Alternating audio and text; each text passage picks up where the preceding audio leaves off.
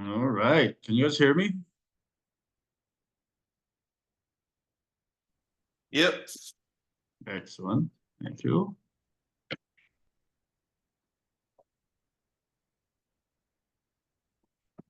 Oh, how's it going? No more rain finally. Jesus. So tired of rain. I don't know if I believe that. Supposedly. Well, it's crazy. I was in Scotland for like a week and a half right before coming back here. So I haven't actually seen Ah, this for like since September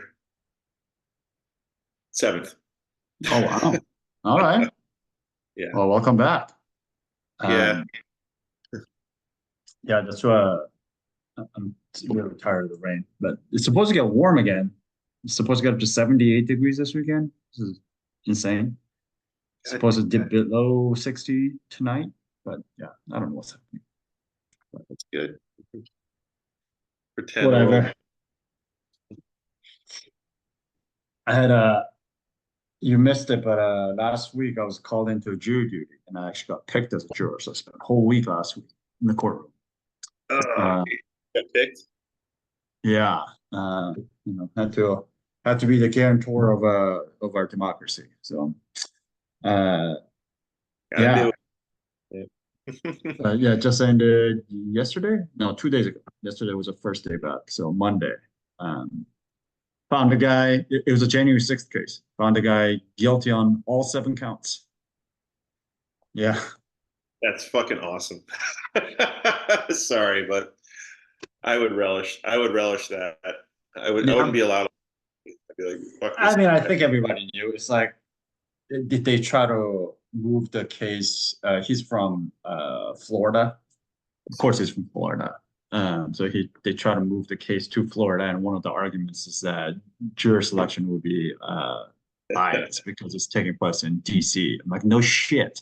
Because it affected us, those assholes. It was on our backyard. That must have been so satisfying. I would have loved sending those fucking assholes. I can't. I'm so disappointed the people who their whole raison d'etre was non-fairness, and now they're demanding fairness. Yeah. Oh yeah. How now they care about like prison conditions? Give me a fucking break. Yeah, apparently, yeah, it was interesting though. I mean, there were a few counts where I started off undecided because at the end of the day, in my head, I'm like, yeah, fuck this guy, throw him in jail. But not that jail solves problems, but two, it's like I know that he broke in. I know he broke down the fucking Senate office building door and then fucking stormed into office. But did the government actually provide enough evidence? Sure. Like, A lot of people there were assholes, but they didn't actually commit crimes. yeah. So, Interesting. yeah. But it was an interesting experience. Judge came out and talked to us afterwards, which was really interesting. She was super nice. But yeah, it was a whole experience. First time I've ever been picked as a juror.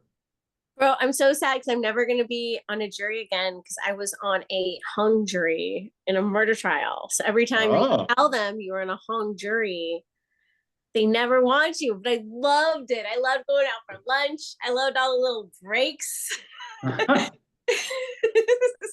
I don't know. Some of those days were just like, I don't know. Like the last evidence day, I think we watched the same video at least like 20 times. We're like, God damn it. We know the video. Like, we can tell you exactly. Everyone was a fucking genius, right? We had a medical student who was like, where did the bullets go? And it's like, what do you think you're going to solve here? That reality, that comedy show, The Jury, or The Jurist. Oh, yes. Jury Duty. Yeah, the judge the actually one came with out James at the Marsden. end. She was like, watch Jury Duty if you haven't. It's a brilliant show. I was like, yeah. There's Did you- one James juror. Marsden is so good. Yeah. There's one juror that hasn't watched it. And she was like, you go watch it like tonight. It will give you a whole different meaning, the show. It's like, all right. Actual federal judge, DC Circuit judge was recommending us to watch Jury Duty. So I was like, you know what? It's true. because it does give you a lot of faith in the system, because like the protagonist really is doing his best and trying to relate to others and be fair and fair what happened. Like it really does give you faith in like ordinary people. Like, didn't you just fall in love with him? Like, I just wanted to have every opportunity. I just love that guy. I follow his dog on Instagram, you know. He was also like, I didn't know that Get paid. someone that nice existed in the world. But, yeah, he was just such a nice guy. Yeah, it was fun. It was, no, I don't know if I would call it fun, but it was an experience for sure. Yeah. Justice, just want to report that justice prevailed after all. Get him, Woong, get him. Yeah. That.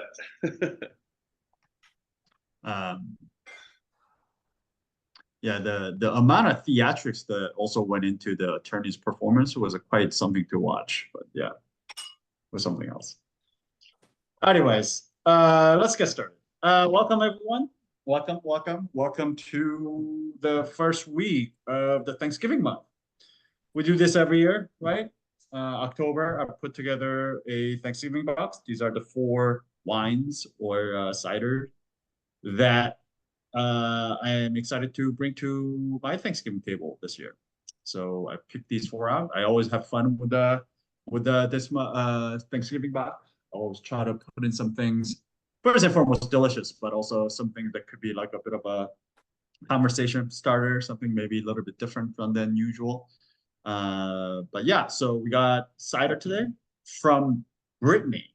Yeah, it's I don't think I've ever come across, actually, I think I've come across maybe 1, maybe 2 at the most Brittany ciders in my entire career in the US. Neither one were very good. But the fact that we had Brittany cider, I came across Brittany cider, I'm like, perfect. I love cider during Thanksgiving. But this particular one was really good. It actually took me straight back to when I was in Brittany, like I drank so much cider when I was there. And it just reminded me so much of those times when I was there. I was like, this is definitely going in. And then we have a crazy fun Virginia hybrid blend that's made by a friend and my wine rep, Peter. He's actually going to join us next week. So we got a Virginia hybrid bread bottling. That's like as if you can imagine somehow if like Rhone white and Alsatian white had like a bastard child together, that would be it. Like I said, crazy box, crazy wine, but super fun. And then the third week, that one is going to be a recording because for those of you who do not know, I am going to Morocco next Friday and I'll be gone for 2 weeks. So I'll be in Morocco while that is happening. So that third bottle will be a recording. So I'm going to record that before I go and then I'll send it out for Wednesday. So know that third Wednesday is going to be a recording. And then 4th Wednesday, we're actually going to take a break because there are 5 Wednesdays in October. So we're going to take a break on the 4th week. And on the 5th Wednesday, we're going to wrap up the box with a PX sherry.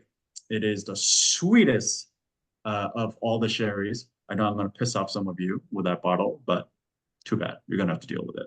But seriously, that wine is so good though. Like even if you're not a huge sweet wine drinker, I highly recommend that you bring that to your Thanksgiving table. If you guys do any like pecan pie or like chocolate or any kind of like a dessert in your just besides fruit or citrus pies, even cheese, like a blue cheese with that thing is going to be unbelievable. It is fantastic. It's one of the better PX sherries I've had in a long time.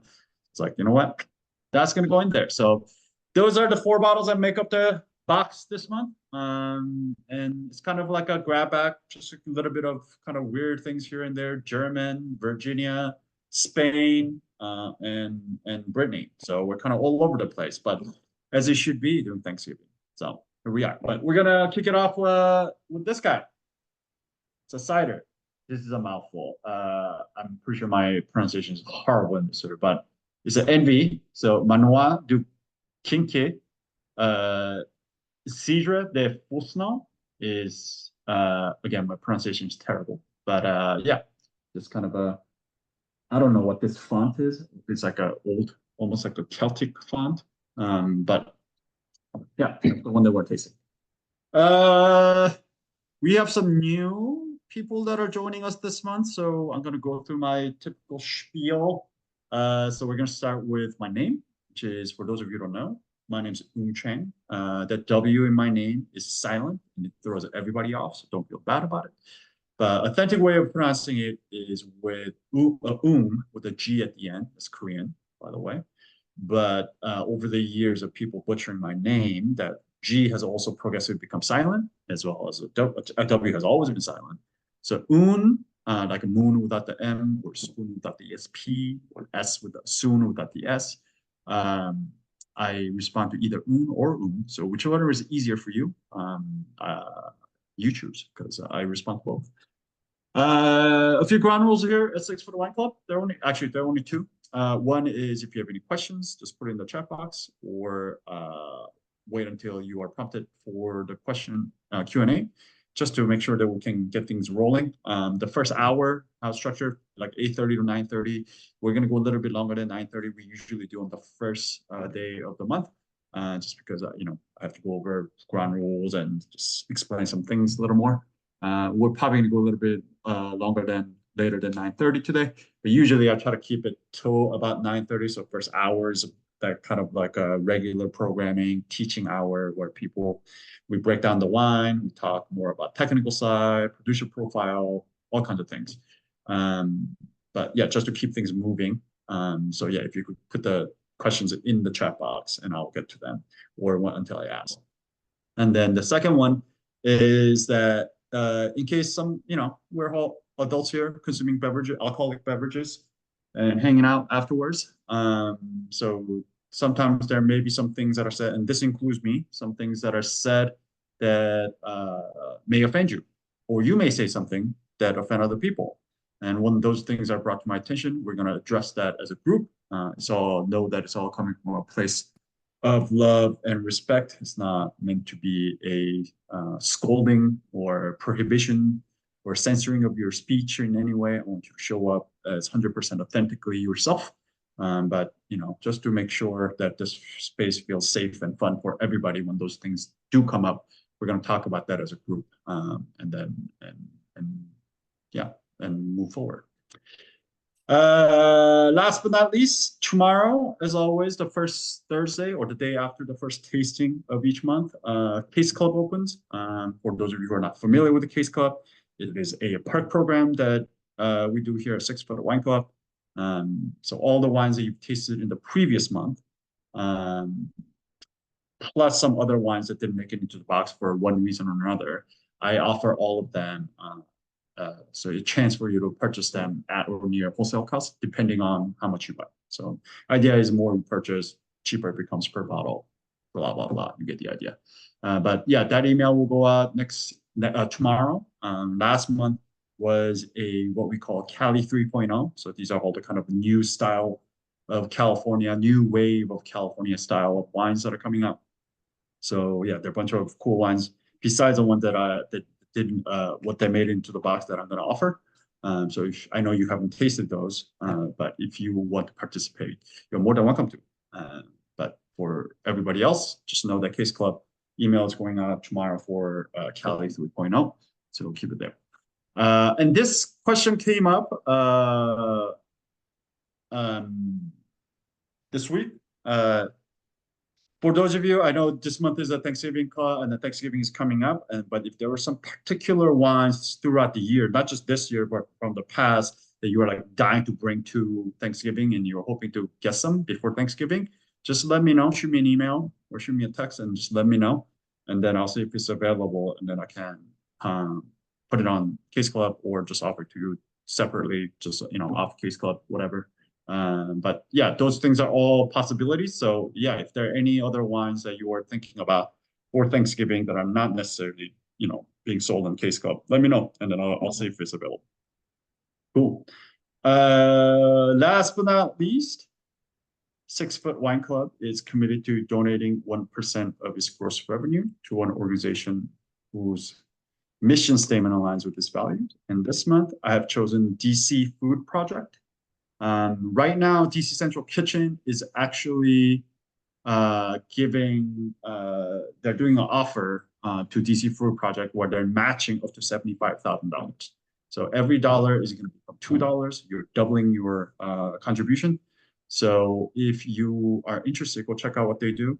Donate alongside. They basically provide food for the kids' school lunch programs around DC, in DC and around DC. So yeah, if you are interested, or if you want to donate alongside 6 Foot Wine Club, the link is right there in the chat box. If not, that's totally cool. And to answer your question, Dave, no, it does not have to be for Thanksgiving. At any time, if you want some wine that you want, just hit me up and I'll see if I can get it. They're not always available, or sometimes I'm not ordering from that particular distributor, so you may have to wait a little bit. But yeah, as soon as I can get those wines, I'll definitely get them to you. Are you still having an audio problem, Joe? Or is anyone else having an audio problem? Maybe it's just me. I think it is just you. Okay. All right. Lots of static. Sorry. All right. If you're just joining us, we are starting off with this guy. Non-vintage NV Manoir de Kinkiz Cider de Fouesnant is what we have.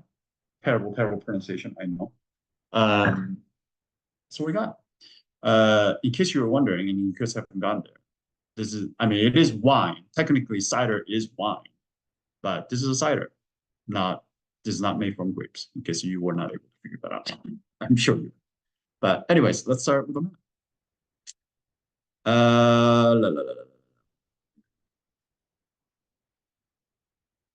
Wait, why don't I? Oh, there you go. All right. So here's a map of France, but this is being the wide map that it is. And where we are is in Brittany. Just out of curiosity, how many of you have ever been to Brittany or know where Brittany is? Just curiosity. Not many. Dave, obviously. But so Brittany is the most northwestern part of France. This peninsula that shoots out here, that gets cut off by this map, is Brittany. It's right northwest of the Loire Valley. It's actually a pretty large kind of a chunk of a peninsula. This is the English Channel right up north.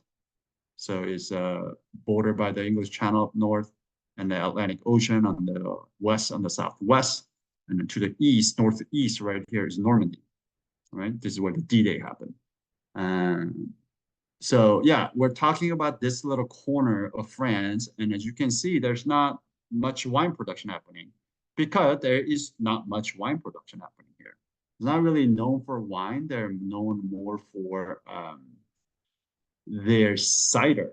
Let me see, where's the map? Here we go.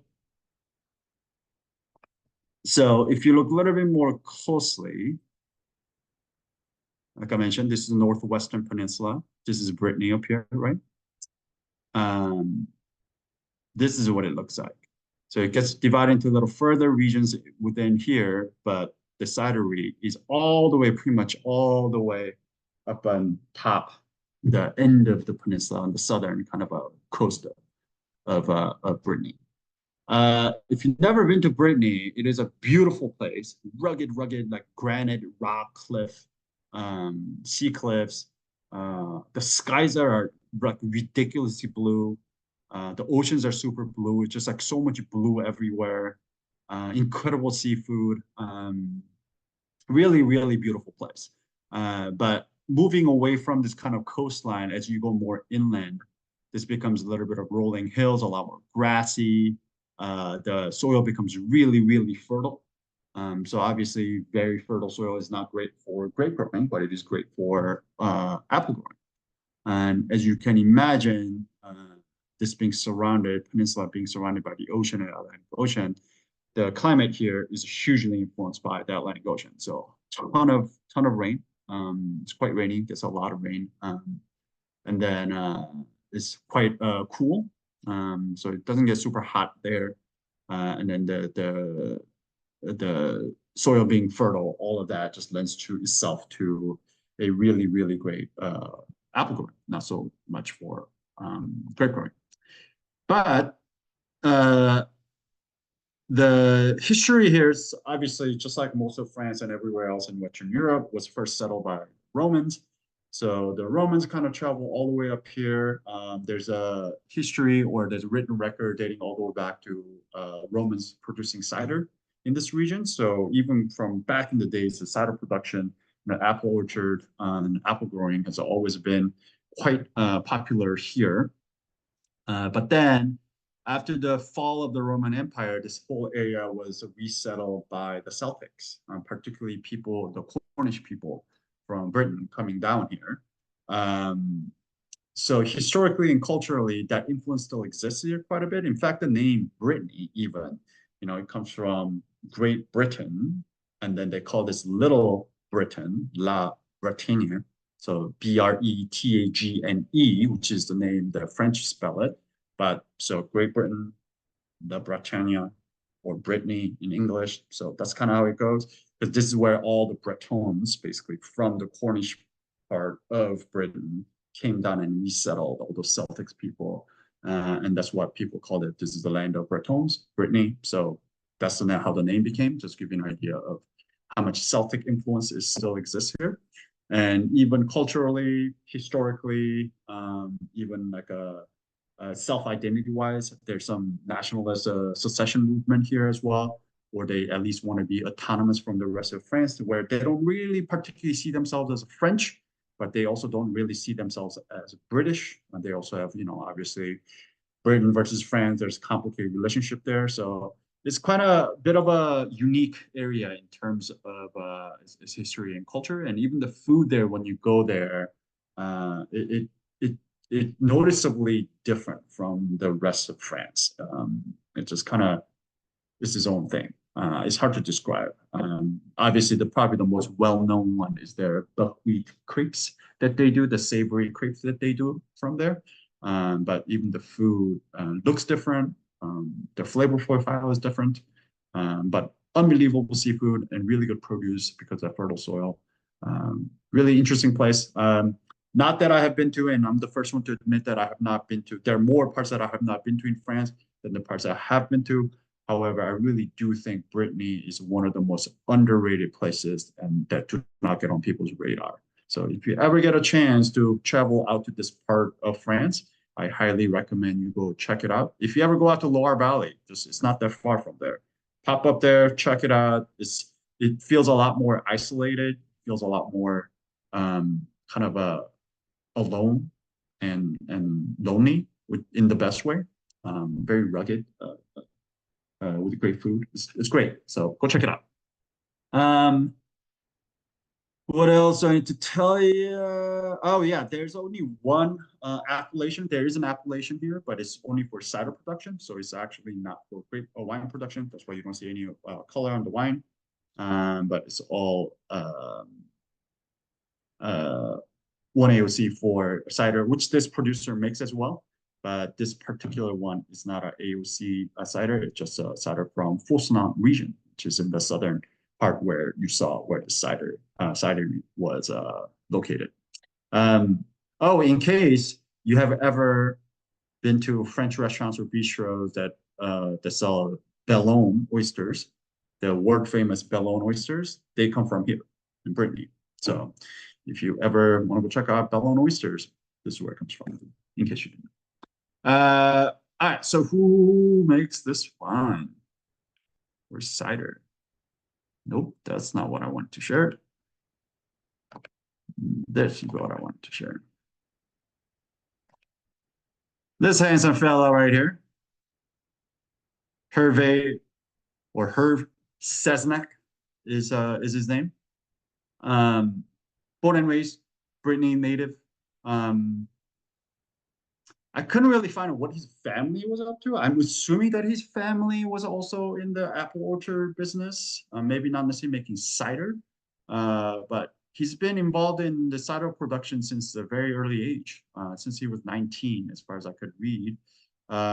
He he replanted like 30 hectares of his own orchard back in when he was 19 with 21 different varieties of apples. And to this day, he farms those exact same 30 hectares, tending to these, indigenous varieties and different varieties of apples that grow there. These are not, again, these are not necessarily eating apples. Most cider apples are very different. They're actually quite terrible eating apples. And we'll talk about it when we get to tasting it, but there's layers, there's a lot of phenolics in this cider.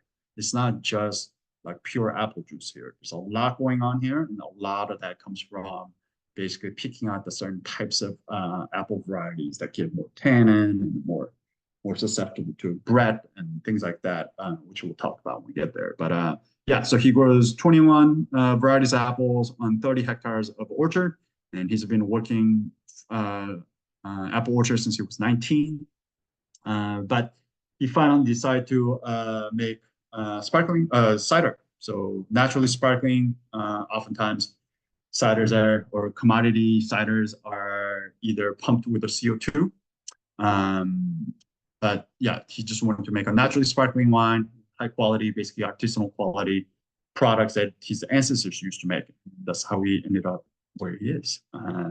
All of the growing, farming is done sustainably. So no herbicides, no pesticides, no chemicals in the field, which is a pretty amazing thing considering that he is in a place that is very, very wet. There's a lot of rainfall that happens here, as I mentioned earlier, because of proximity to Atlantic Ocean.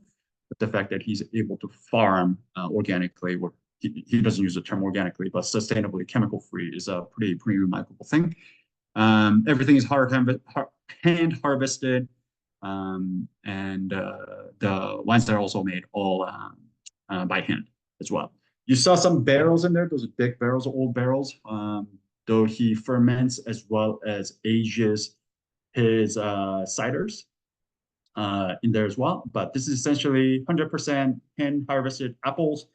I could not find for the life of me. I emailed the importer. I tried to find it online, but couldn't find anywhere. I could not identify which apple varieties were used in this one. But I just do know that these are all 100% apple. There are no pears in here. Hand harvested, essentially just like typical cider production. Sorted, pressed, meaning you just grind up the apple and you press it. So you separate the juice off of it.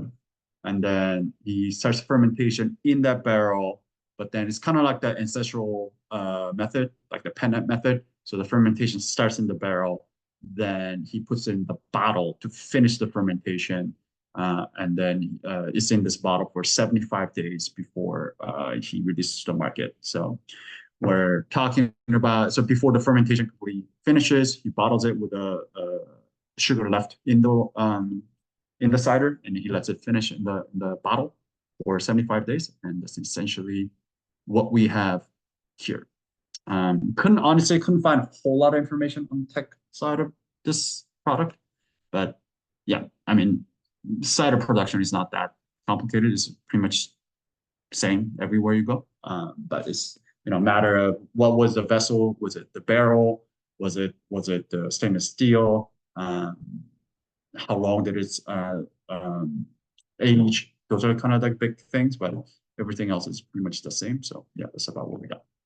Any questions about Brittany, production method, about the producer, any of that? All right, let's taste the wine or cider. And because it is the first day, I am going to lead you guys through what's called the grid. Hold on. Gotta pull it up. Forgot to pull it up. Where'd you go, grid?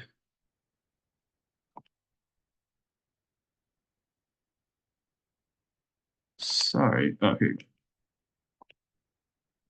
There you go. All right. So here's the grid. Obviously, we're using, well, let me tell you about the grid. So this is a WSET Wine Spirit Education Trust Level 3 grid. By the way, this grid is available for free on the internet. If you just type in WSAT, the grid, level 3, level 4, level 2, it will all pop up. The other one is also Court of Master Sommeliers, CMS. If you type in CMS grid in Google, they'll also pop up as well.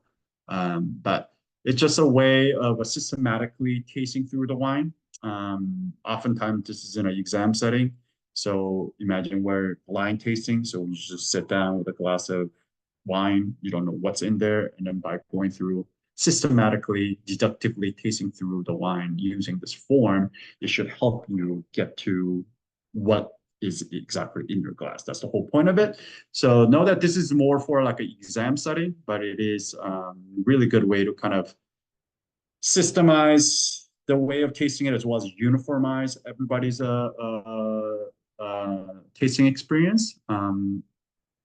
But it's very limited in terms of, particularly for, here is Sexful Wine Club. I deal almost exclusively with natural wine. And with the natural wine, there's a lot of flavors and aromas and different things that pop out that are not necessarily mentioned in this grid. In fact, I even looked at it as fault a lot of times in the conventional wine world, in the grid world. So it's very limiting.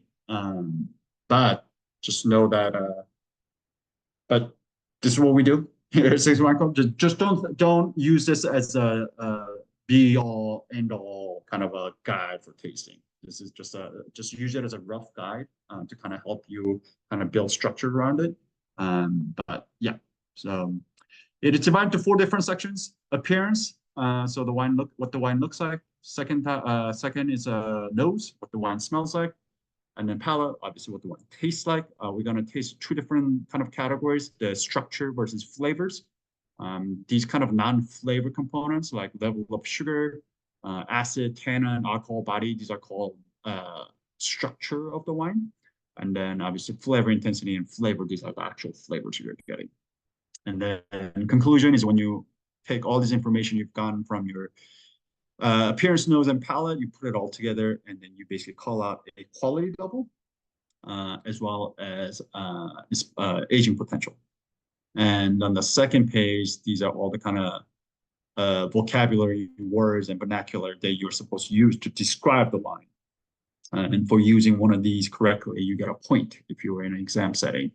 But as you can see, these are not all the fruits and flowers in the world, right? And particularly if you grew up in a very different culture or different geography than, let's say, Western Europe or England, where WSAT is located, you may have grown up with a very different set of flavor profile and aroma compounds that you're used to. So when you smell those things in wine, that does not mean you're wrong. It just means that this particular grid doesn't see yours as the correct way of calling the wine, which I have a problem with. So if you smell something, if you taste something, call it out. Don't be shy. This is your experience. No one can tell you that that's not what you're smelling. If you smell it, right? But given that we are using this WSAT grid, we're going to use the words that are in here. Again, this is where I find it very limiting and quite frankly, somewhat problematic. But yeah, that's what we got. All right. I know this is a lot of words on here, but it will become very self-explanatory once we start moving through. And then starting next week, we'll actually go around and then each person will take one section. So you will all get an experience how to taste through the grid. So yeah, let's start with an appearance. So pour yourself like a half glass of wine, maybe 2 to 3 ounces. And then you're gonna tilt the glass at like a 45-degree angle. You're gonna look through the deepest core from top to bottom.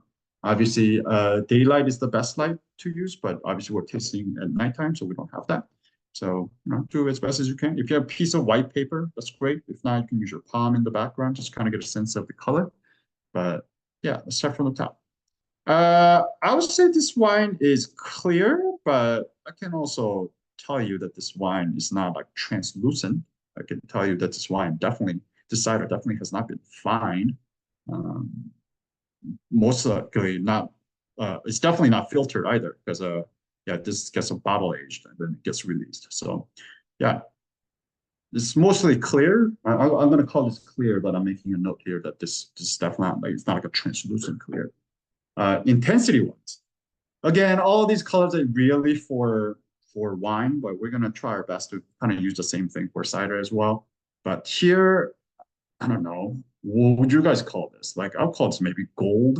This is like medium, edging on like deep gold, you know, medium plus deep gold here. It's quite a bit of like a goldish, but there's also some like an orange hue to it. Yes. Yeah, to Mine's me, orange. there's, yeah, definitely. It's like a gold and orange hue. It's basically like a sunset color, you know, like it's orangey and then it's gold. So yeah, I'll call this a medium plus. There's quite a bit of color here, so medium plus to deep orange gold or orangish gold is what I call this. On the observation, this is where you kind of look at it and you see if there are any sediments and deposits, any sign of bubbles. There's definitely bubbles here for sure. Like, it's not constantly coming up in my glass right now, but like, especially if I like agitate it a little bit, like there's definitely some signs of bubbles. There are bubbles on the surface as well. So no persistent bubbles, signs of bubbles on the surface, no deposits in my glass. And then this thing, I'll get on my soapbox for a second. Legs or tears. This is when you swirl the wine or cider, and then if you wait, you will see these kind of droplets, tears, or legs come down on the side. Those are called legs or tears. It is a function of, it basically tells you the viscosity of the wine, right? And it's a function of sugar and alcohol. More sugar it has, more alcohol it has, right? It's gonna more be viscous. It's gonna slow down, flow down more slowly. But later on, when we get to palate, we're gonna actually verify the sugar level and we're gonna verify the alcohol. So to me, I don't know what point there is to try to guess what the legs are trying, or in the viscosity, just by looking at it. But I don't know. These exam bodies want you to make a mention of it. But one thing you should also know is that don't ever be that person that go to a restaurant and be like, ooh, look at these legs and tears, good legs, good tears. Like, what is a good leg? Like, you know, it has nothing to do with the quality of the wine. So don't be that person. Or at least don't mention me or 6 Foot Wine Club if you're going to do that. So, all right. So let's get to the nose. So give it a little swirl. Put it up by your nose. First, just smell it and try to get a sense of the wine, whether the wine is clean or not. It's wine, the cider. So this is a wine. This is where you oftentimes, or more times than not, I would say something along the lines of this wine is clean, this wine is sound. So in the conventional wine world, clean just tells you that wine is sound, wine is correct. But in the natural wine world and in these kind of classic ancestral cider world, I don't think clean is necessarily all of that. I think they're perfectly sound products that are not necessarily clean. And to me, this is that. This cider is perfectly sound. There's nothing wrong with the cider. This is exactly what the cider maker intended. This is exactly what it should be. However, on the nose, this is not clean, right? Like, there's a lot going on here. Like, it's little poopy. It's little leathery. It's got a ton of Brett. So we've talked about Brett a lot on this wine club, but you know, some wines have some Bretts on it. But if you want to smell Brett, like, this is it. This is a lesson in Brett, and it's one of the reasons I also picked this cider, because I want to talk about Brett, because we don't get a chance to talk about it all that often. But so Brett, you might have heard this term Brett in like IPA. Like, there's a Brett IPA everywhere that's been very popular for a while. Brett is short for Brettanomyces, which is a type of yeast strain. It exists in ambient air. It's everywhere.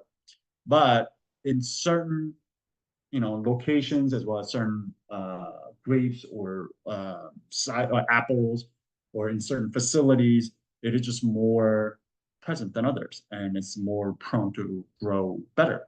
So when bread becomes part of the kind of the flora of microbes and enzymes and yeast that ferment the sugar in fruits, and if the bread, more than enough bread is present, you're going to start noticeably getting the smell, which is this smell of, I describe it as horse's ass.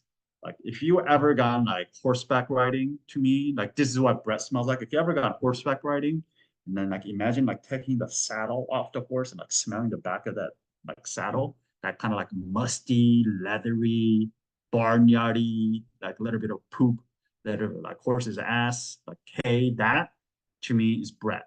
And I know that sounds really terrible, maybe for most of you, but like I mean that in the most wonderful way possible. Certain wines in the world, like old Bordeaux, old school Bordeaux's, Rhone Valley reds, both Northern Rhone, you know, the Syrah-based Côte Rôtie, Cruz Hermitage, or the Southern Rhone, you know, Chateau de Pape, the Grenache dominant blends, all Rhone reds as a general have a lot of bread going on, just a stylistic touch. Bordeaux, old school Bordeaux has a lot of bread going on. And these ciders, particularly Brittany ciders, and Normandy ciders as well, but particularly Brittany ciders, have this touch of bread as is almost like a hallmark signature kind of a touch. So I, you know, and then to talk about fault, you know, it's a matter of degree, right? We've talked about this a lot. Like in some wines, if you get this bread on, like, let's say Chablis, immediately people will say that's fault. That's faulty Chablis. Like Chablis should not have bread, so immediately, therefore, it should be faulty. Something went wrong in the winemaking. But is it really?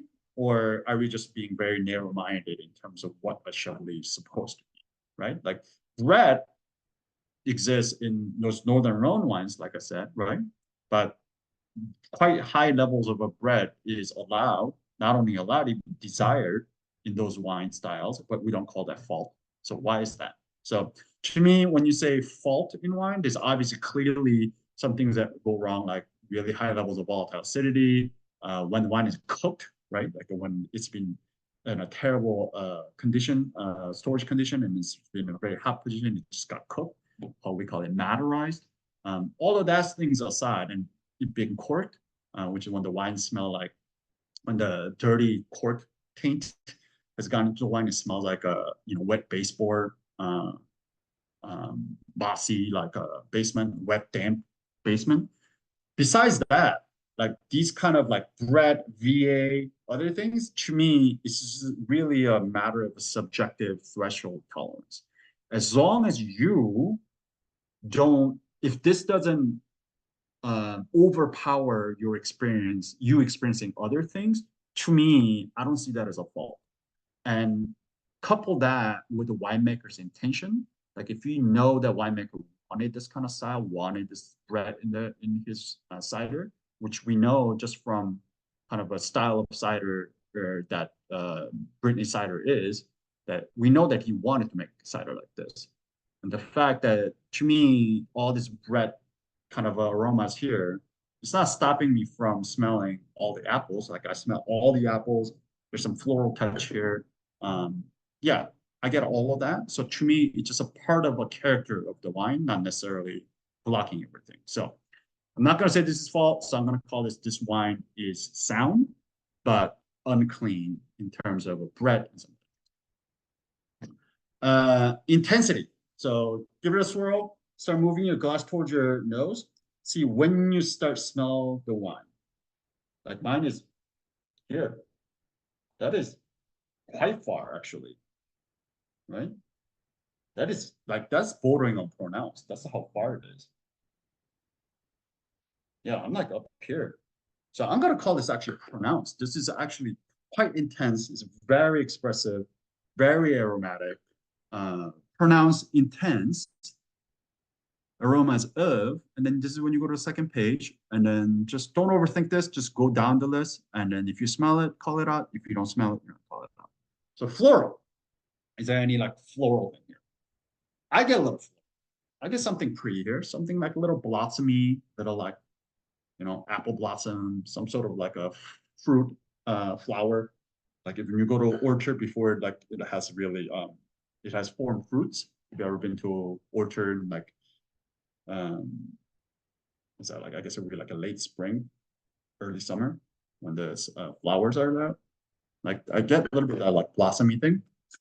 Green food, obviously apple. I mean, just apple, apple, apple, apple galore, right? There's some fresh apples here. There's some little cooked apples here. I get yellow apple. I get red apple. Like I get all kinds of apples. I get some baked apples here as well. So fresh and baked. But yeah, ton of apples. Not necessarily much of the citrus here for me. I've heard some people describe some orange peels and citrus peels in ciders, to at least not this one. I don't get a whole lot of like a citrus kind of thing. No stone fruit, no tropic fruit, no red fruit, no black fruit. Really, to me, this is like a pure expression of the apple, but many different kind of a stage of the apple. So that's the way we describe down here: dry cooked fruit, like this. What kind of condition of the apple fruit? So to me, I get, like I mentioned, I get fresh apple as well as some of these like the baked apple, like if you were to get a apple pie kind of a deal, really ripe, really fresh. Nothing underripe about this. At least the fruit character, but down here when you get the herbaceous herbal, I do get like a touch of like a little bit like a grassy note. Maybe like a hay. This has something to do with, probably more to do with the bread than it does with the fruit, primary thing. But like I do get a little bit like a hay, dried grass, something along that line. No spice here. Maybe like you could convince me. Maybe there's some baby touch of like a nutmeg or some apple like a spice kind of a thing, but mostly just kind of a pure fruit that just maybe, you know, power suggestion. Since once I smell like a baked apple, now I'm thinking apple pie. Oh, okay, there's got to be some allspice and cinnamon and things like that. But I feel like I get a just ever so faint kind of a thing of that. Not much of like a minerality. Little bit of yeasty thing here. To me, not like biscuit, toasty. This doesn't spend enough time on the lees, which are the dead yeast cells.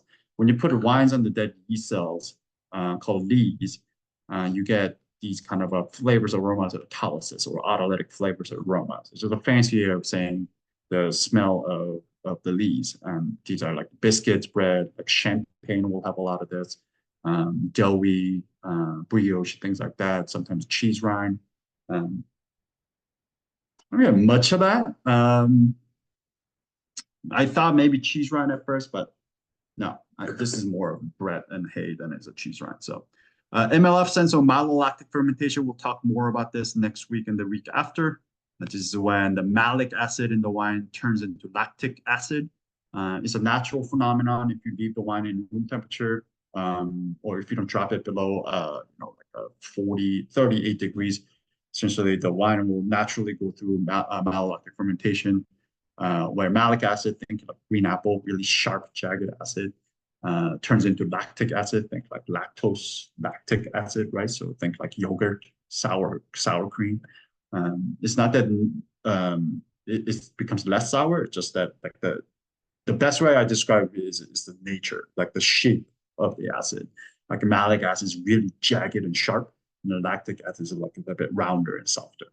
Both tart, but just different shape. Oak is when we're really talking about new oak. So when you expose the wine or age the wine in new oak, these are kind of the flavors and aromas you would get.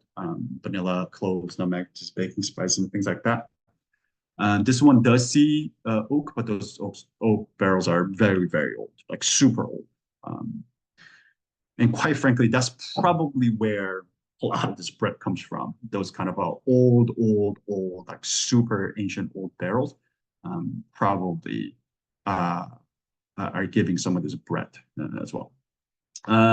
Tertiary, this is what happens when the wine has been aged, bottle aged for a long time. So a lot of like primary fruits and aromas, flowers start turning into non-fruit aromas and flavors. So, and then even the fruit themselves, the nature of it starts changing from fresh to these kind of dried out, raisined, fig, prune, dried, blackberry, things like that. or when the wine gets exposed to a little bit of oxygen, you start getting this kind of nutty quality to it. Hazelnut, walnut, marzipan, which we will see with the PX sherry this month as well. So we're going to touch upon this oxidation in the wine, touches of wine when we get there.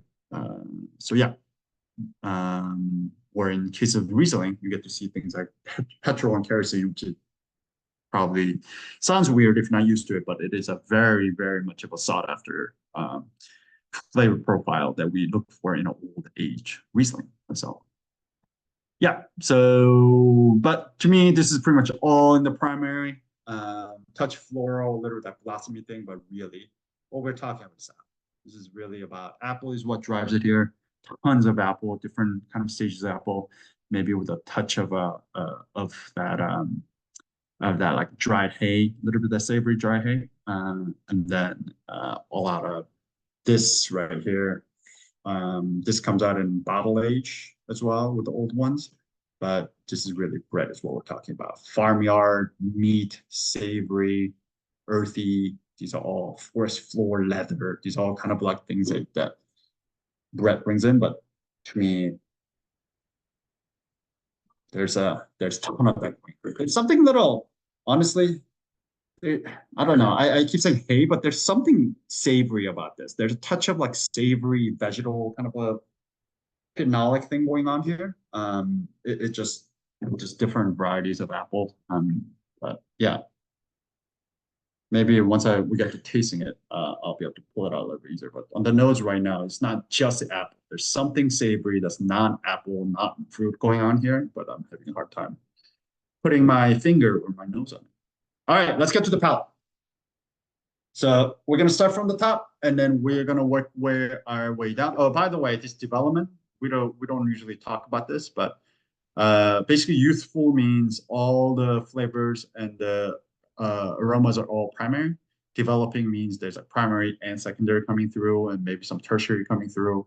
Fully developed is when this wine has gone like, you know, all the tertiary has come out. It's a perfect balance.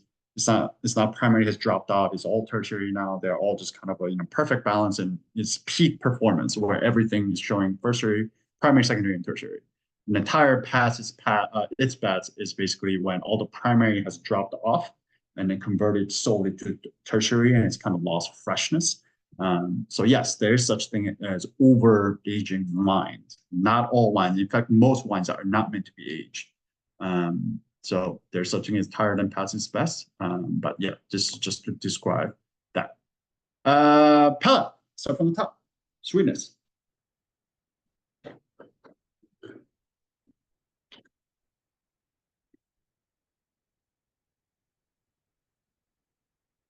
First and foremost, there's some sugar here, right? There's an actual noticeable amount of sugar here.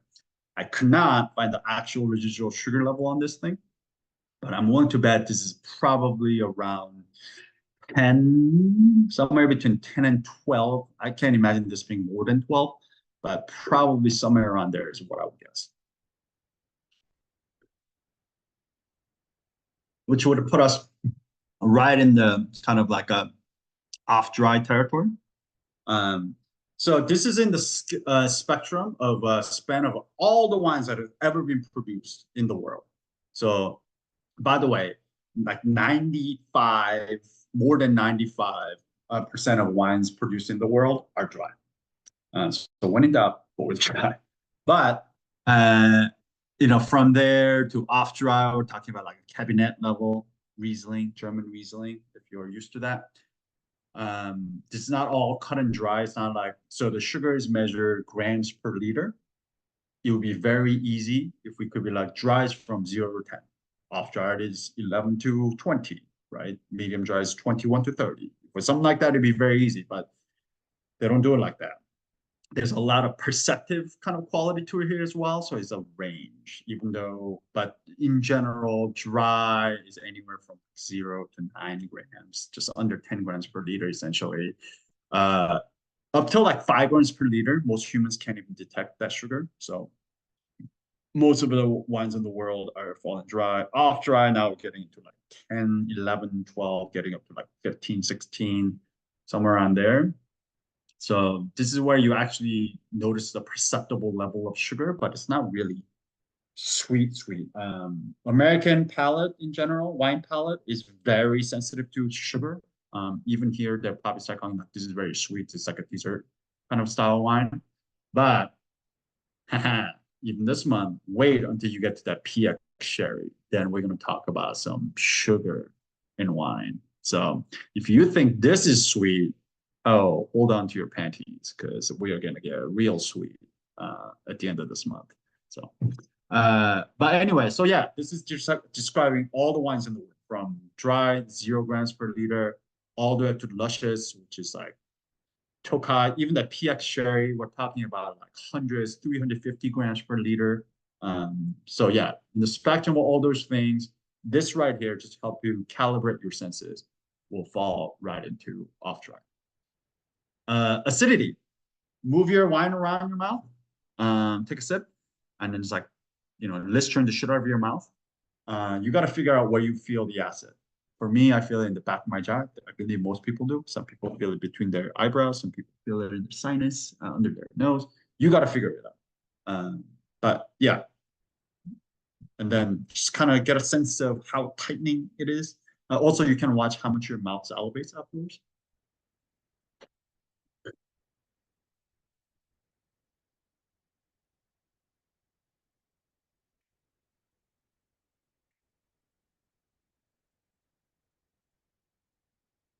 Third about acid, not super high. I'll call this like high end of medium, lower end of medium plus.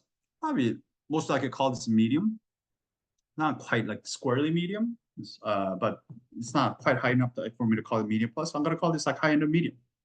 And again, because that acid is there, this wine, this cider does not feel cloying. If that acid was not there, even at off dry, this wine would feel so much sweeter than it actually is. It would feel very cloying and just kind of like just blah, just not fresh at all. So this balance between sugar and acidity is very, very important. So the fact that this maintains that kind of, lower end of medium plus, high end of medium acid, the higher end of acidity is exactly what makes this delicious. It's kind of like a lemonade effect, right? If you eat just sugar packets, I don't know, maybe you like that. I don't like just eating sugar. But as soon as you introduce lemon to it, now it's delicious. It's even more delicious because it's in balance, right? That acid and sugar. It's the same thing in wine and cider. Tannin. Move it around and see if you feel any friction or any drying sensation in the wine.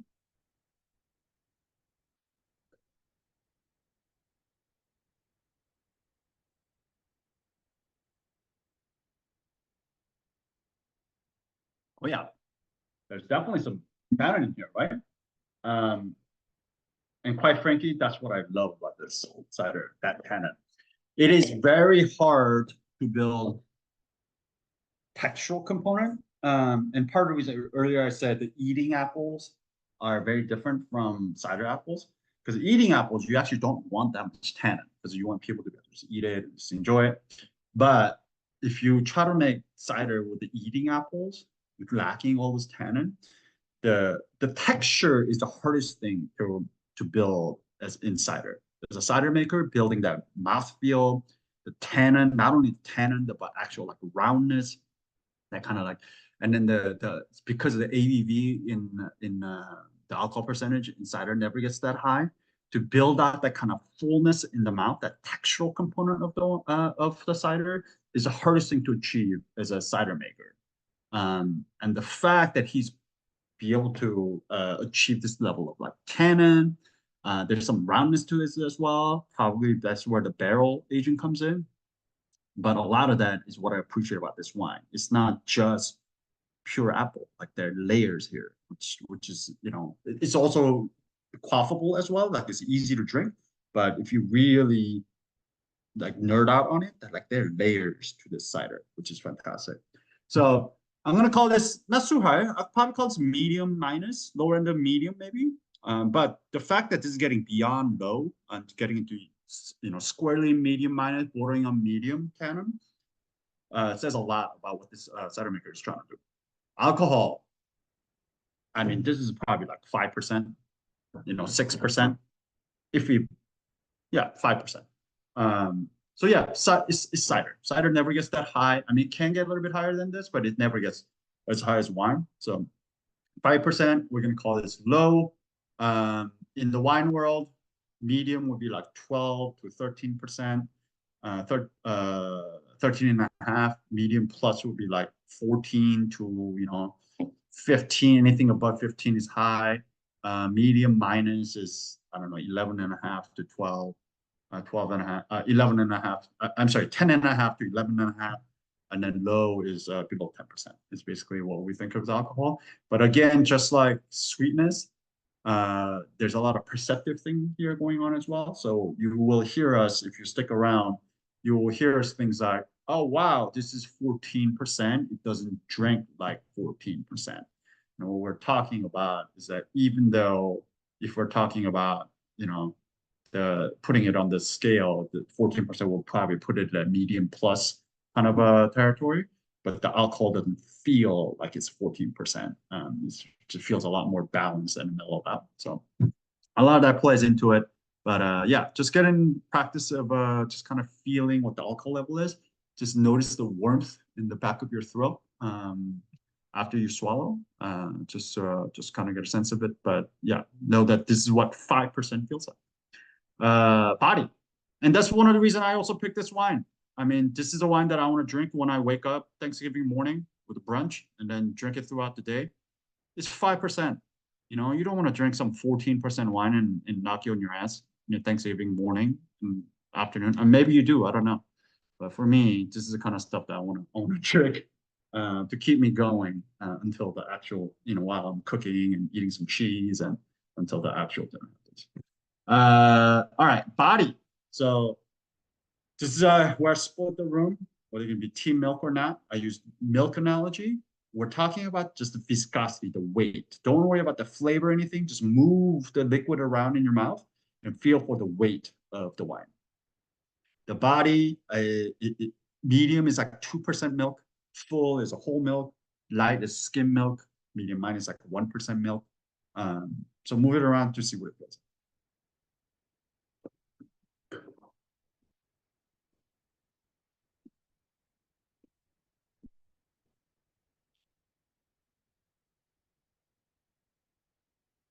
There's a little bit of weight here, right?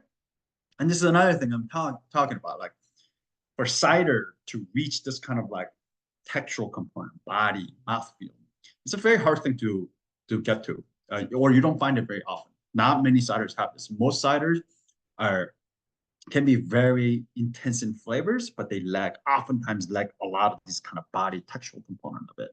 To find cider that have both is pretty hard thing to do, hard thing to find, hard thing to achieve. But then this guy did it. So I'm going to call this about medium body. To me, this is drinks like about 2%. And then the mousse, move it around, feel for the kind of the pressure, the bubbles that are in there. Delicate is, pinprick, just like little tiny little bubbles. Creamy is just a little bit bigger, but it kind of foams up, kind of covers your entire mouth. Aggressive is like really cheap sparklings where they have pumped CO2 into it. So it's a kind of a soda. As soon as you take a sip, it's just kind of like overflow. To me, this is right at like creamy. It's not like super delicate, but it's also not super effervescent. It's not many cider is. Like no cider gets that effervescent. But there's definitely some effervescence there, good amount of gas, but it's not aggressive nor delicate. It just kind of foams over when I move it around. So I'm going to call this creamy texture mousse. And the flavor intensity, again, if there's anything in this wine that is over the top, is to me is the intensity. On the nose, I called it pronounced. Here in the flavor intensity, there's absolutely nothing lacking or shy about this wine. I mean, this is very, very concentrated. This is also borderline pronounced, just like I say, intensity. I ended up being pronounced. This somewhere medium plus to pronounced, but yeah, I'm gonna call this I feel a little less than the nose. But yeah, I'll call this medium plus. So what do I get? Maybe touch of that floral, but really, this is apple. It's all about apple. So like pure essence of apple, different characters, like a little bit of fresh apple, baked apple, ton of that bread. I get ton of that like barnyard, ton of that leather. There's definitely a little bit of the that kind of a grassy kind of vegetable kind of a thing, the savory thing that I was telling you about. Like I keep still getting it. Again, I still can't really put a big finger on it, but yeah, get some of that. And then the one thing that I do get on the palate that I did not get on the nose, which is if you watch for the finish right at the end, just keep tasting it and sitting with it. There's a little bit of a phenolic bitterness that runs through this wine. It's not just all sweet and fine. Like there's a little bit bitterness that kicks in at the end. That's probably from all the tannin that's in the cider. And so there's a little bit of phenolic bitterness here. Sometimes that's a bad thing. Sometimes a good thing. Again, just like a fault, depends on personal preferences. What's threshold? To me, that's not stopping you from enjoying anything else. But two, it is actually providing excellent balance to that like sugar. Just adding another layer of complexity. That sweet to that bitter and acid balance is actually quite nice here. Finally, the length. How long do the flavors stick around? So take a sip, kind of sit there, sit with it, see how long they stick with.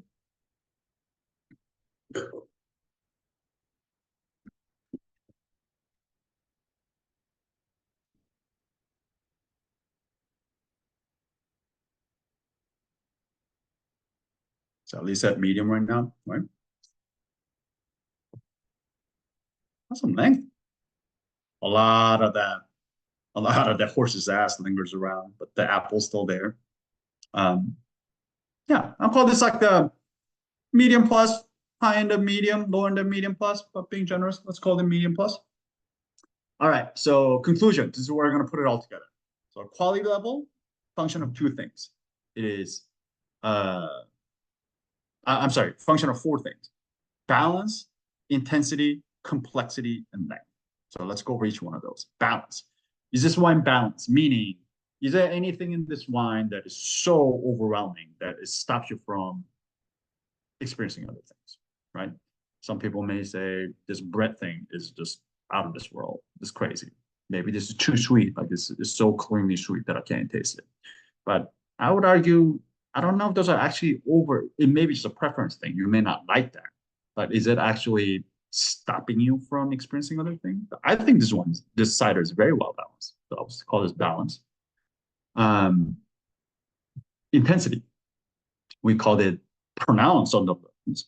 I call this medium plus on the palate. So it's got quite a good of intensity, right? It's quite concentrated. So medium plus the pronounced intensity. Complexity. Little blossom, maybe little out of that like the bread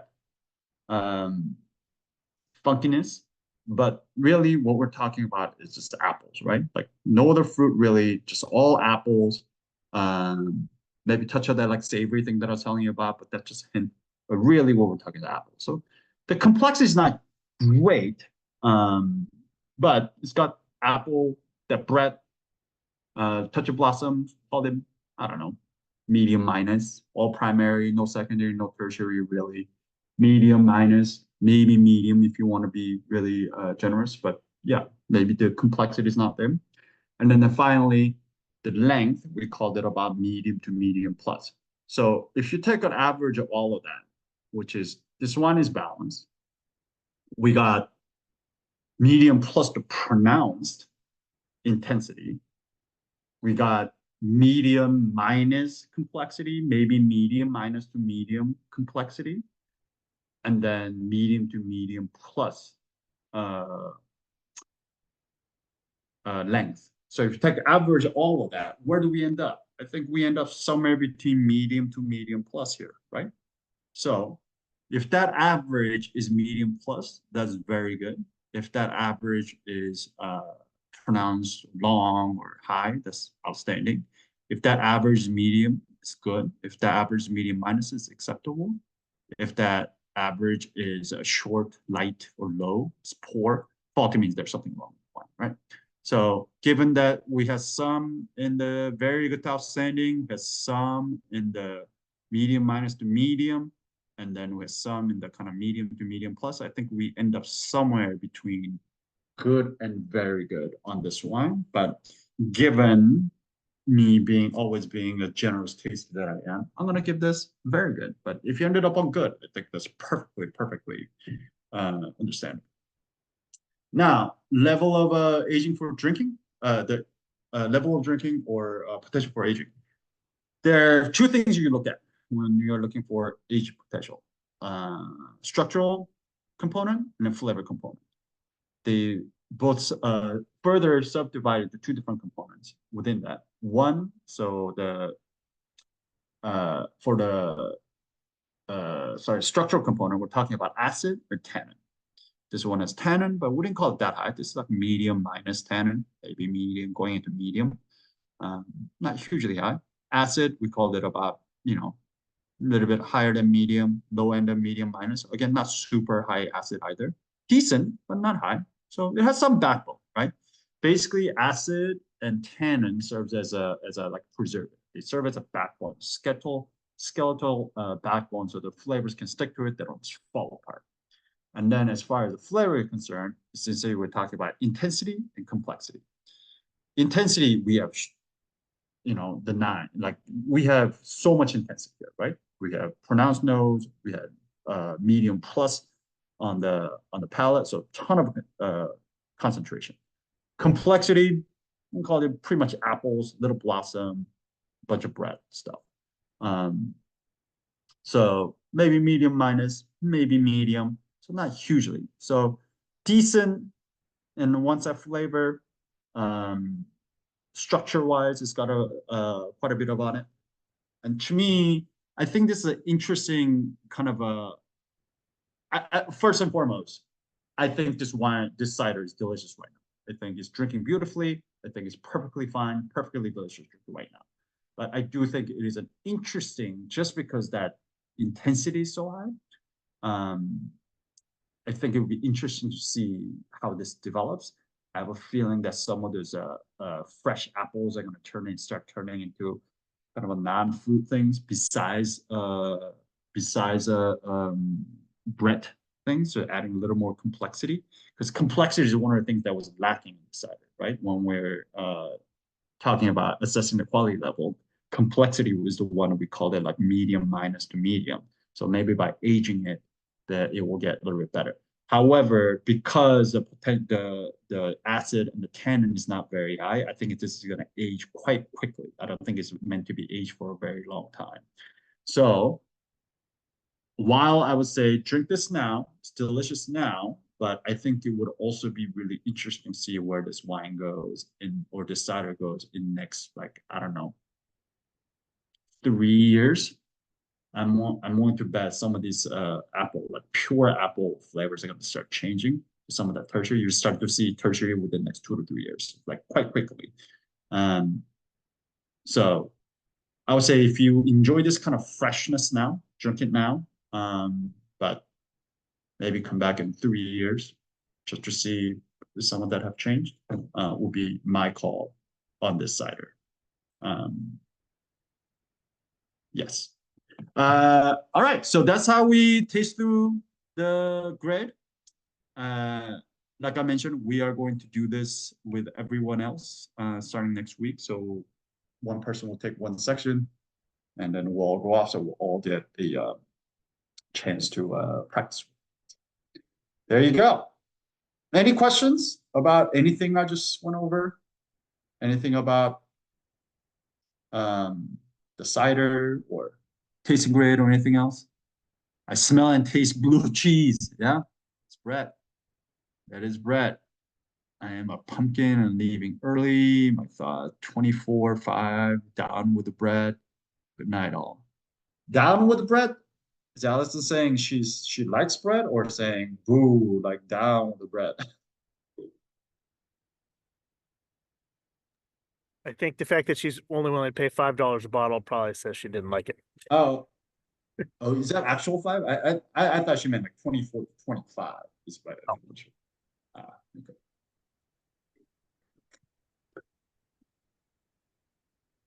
Did you guys all like this cider, by the way? Just out of curiosity? Did anybody not like this? Come on, you can be honest. I mean, I knew that that bread is going to split the room. Okay. Well, I can't decide if I like it. Okay.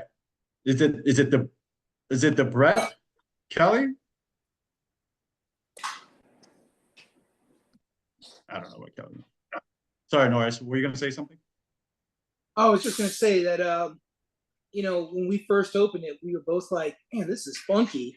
And the first sip, you're like, "There's a lot going on here," and it's kind of like you said, it's that barnyardy, the hay, the horses, a little bit. But I keep coming back to it, so Yeah. I don't know. I like it. I think it's a perfect fall wine. Yeah, exactly. Yeah, I mean, if you're not used to bread, this is definitely the kind of stuff that will kind of throw you off. What the fuck? Like, what? Something bad happened with this thing. Like, this is not meant to be like that. But this is a very traditional style that comes from this region. Like, this is what ciders from this region taste like. Again, it's those things. It's where, like, if you didn't have a reference point, if you didn't already know this is what the style was like, it may throw you off. But like, once you come to enjoy it or you come to know it, then you come seeking it almost as a kind of reference, like a signature kind of a hallmark, kind of like you do the Rhone, Res, and Bordeaux, like I mentioned. So, like, is bread a fault? In some wines, it's considered fault. Like, if you ever get bread and champagne, they're like immediately like, this is faulty, something went wrong. But is it? It's just that we don't typically come across champagne with the bread, but you may not like it. It may not be wrong. It may not be typical, but to call it faulty, this is where all this argument or conversation around fault for me, where it kind of ignores the convention, the norm, the expectations. Right? So much horse, yeah. By the way, if that horse's ass is bothering you very much, this is the kind of stuff that makes so much more sense with food. Like, get a little bit of cheese, like blue cheese is great. Some like hard aged cheeses are really good. That buckwheat crepe sauce, something savory. Yeah, do it with this actually works beautifully with a lot of brunch food. Like croque monsieur, croque madame will be fucking killer with this thing. So definitely try it again with some food, and it may make a lot more sense. If that thing is still bothering you. But I don't know, what can I say? I'm a big ass guy. Love the horse's ass in this thing. Does the bread blow off? I noticed it less and less, but I don't know if that I was just getting used to it or whether it actually blows off over time. I've never noticed bread necessarily blowing off like completely. Like, I think it's always a function of both. Yeah, it's like maybe there's a little bit side, it like harmonizes into it a little bit better, but it also mostly I think it's just that you get used to. Our senses get desensitized to it. Yeah, my kids smelled it and they were like, "Oh my God, die!" It's like, okay, calm down. Yeah, I mean, it's kind of like blue cheese. Some people hate blue cheese, but once you get a taste for it, you can't get enough of it. So, all right, so let's play this game. How much do you think this cider is on a retail shelf? How much would you be happy paying for this cider on a retail shelf?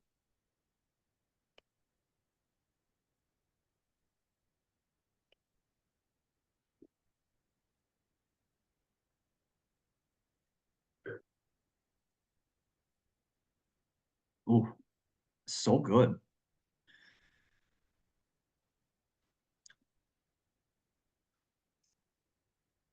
$24.05 was Allison. 24.20, 25.20, 30.25, 20.25. Ah, you guys are quite generous here. So this is another thing about cider, is that particularly imported ciders, I feel like, but it's really hard to make money as a cider maker because it's hard to sell cider for a lot of money. So even ones that are like artisanal, handmade, from pretty rare, hard to find here, this on the retail shelf will be $15. So to me, $15 for a bottle of handmade stuff like this, that is also like, to me, part of what's fun about Thanksgiving wine is like when it starts a conversation, right? Like, this is delicious on its own, but like for somebody who's like some of you on this call right now, some of you who've never had this, and then you pop this open, and then they taste it on Thanksgiving Day when your family gets together, because one of them like can't drink beer because they have celiac disease. This is gluten free because it's cider, you know.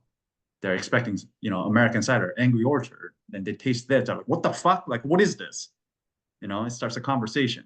And they're like, where's this from? It's like, oh, it's a little part called Brittany. I'm like, what? Brittany, where? What? Like that kind of stuff. Like I love that. Like any bottle of wine that kind of starts that. On top of that, if it pairs well with the type of food that's being served on that day, like to me, that's exactly what I want to serve on Thanksgiving Day. And to me, this is exactly that. And it's $15 and it's 5%. Like you can probably drink 3 of these on a Thanksgiving Day and you'll be fine. It's 5%. You know, it's awesome. So that's why I put it in the box. Yeah, cheese with this thing. Oh, brunch with this thing. Forget about it. It's great. Any questions?